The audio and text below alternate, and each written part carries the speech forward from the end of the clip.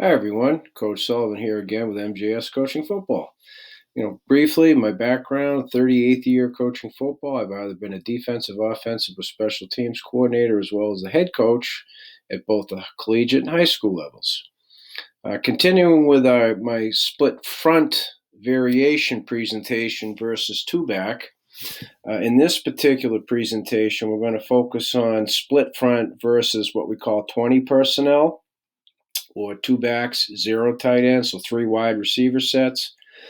And so, why that is significant is we add the word even. So, when we tag something like stick, that comes on the end of the call. In this case, when it comes to personnel, we say we're going to add a call. So, that means it comes at the beginning. And so, the reason we do that, add even first before we even say Liz, because that kicks in the alignment rules for our four linebackers. When they get even, the diamond backers stay left, Rover Mike stay right.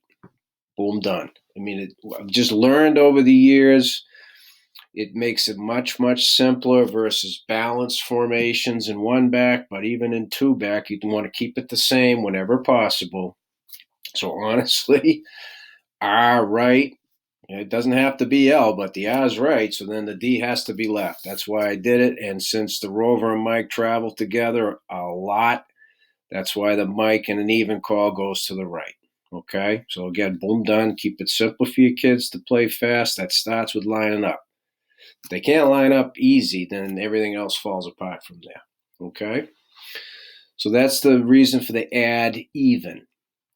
So even if it were, no pun intended, let's say a 21 personnel, but they put the tight end in the slot or they line up the tight end here, we always tell our kids, you get personnel, but then you still have to confirm the formation. So if this were a 21 personnel grouping, but they lined up in twin open, we'd still add the even.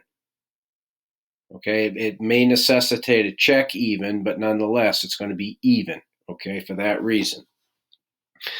And what we tell our kids, in case you're wondering, if the Rover and the dime, because it was 21, found themselves on the opposite side, just say stay put. That's the beauty of the 3-4. We're balanced. Okay, we don't want to make a habit of it, but if it were to happen, don't be running around like it's a fire drill, right? Just stay put. And we tell the same for the boundary, whip, and the field and the free as well. When in the hopefully limited times we get caught in the wrong side, just stay put. Okay. So, let me just, if you can ignore the arrows for a second, focus on the offensive line. When it's even in the split front, we kick the front to the pass strength or the lizard rip call. See, there won't be a tight end, right, in formation. So that's when we just say, look, now we're just going to kick it to the lizard rip, so the two receiver side. In this case, it's Liz, so they're going to bump left. Okay.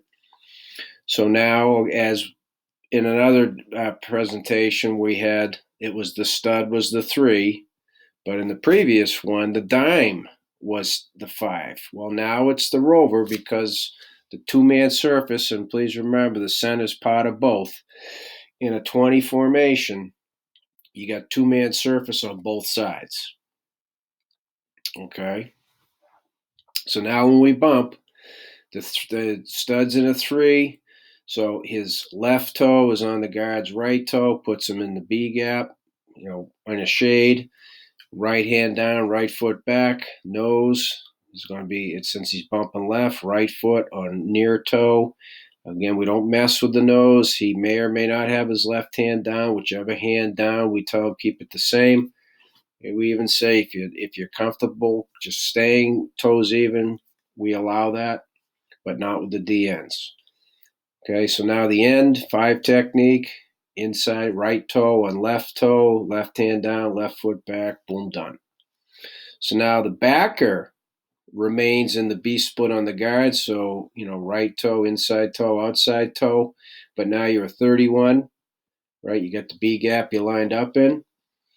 The Mike backer is now in the A split. So outside toe and guard's inside toe lining up in the A gap. But now You're the 51 technique here, and essentially your own A gap. 3 gap, B gap, opposite A gap. It really defines things for your inside linebackers. So now we bump, detach our dime when it's Liz. You get a rabbit Mac motion across. Okay, now that necessitates a lot, including bump calls from the linebackers, because now it's going to be a check rip.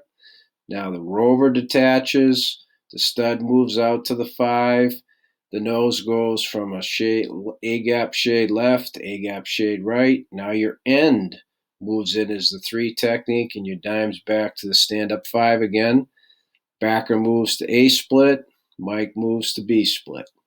Now the Mike's the 31, the backer's the 51.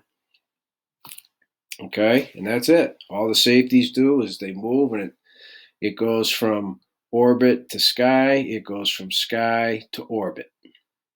Okay, that's the simple adjustment. And again, they're at 2x10, but if it's the situation with weather, it's a situation with score, it's a situation where your team's not likely to throw it much downfield, our safeties will move up to 8 yards, but probably not any closer unless it's a goal line situation. Got to maintain that third level integrity. Okay, so again, a big difference here for the split front in terms of lining your front up. Since there is no tight end, then you have to kick your front to the lizard rip, and then when that changes, you got to bump your front to change with the lizard rip call. So again, everything we say from rabbit, which is an alert, to bump, which gets the defensive line moving. That's the term we use, bump, bump, bump. I know it's not up here, but I'm hoping that in some cases that necessitates you emailing me, right? But so that's how it works with the split front.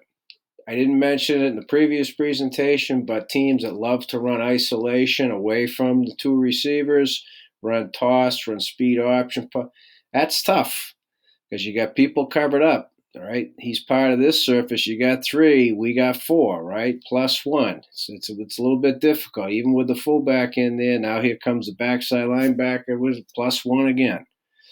Okay, so it's a difficult front. It's done on purpose. Even if teams like to ISO here double, right? Which it's a bugger because you're going to have 2 inside linebackers to deal with, and the fullback can only block 1, right? So we think it's a good front variation. It's very simple to teach. You go from a 4 technique to a 3. I mean, it's not hard to teach your kids. Right? We're not teaching them a million different fronts, but the ones we are teaching them, everything stays consistent in terms of how you line up, where you line up, what your techniques are as a result of where you've lined up, right? Run supports stay the same. Boom, done. Keep it simple for your kids so they can play fast. As always, please, you have any questions, please reach out to me at CoachMJSullivan@gmail.com, and I'll talk football all day.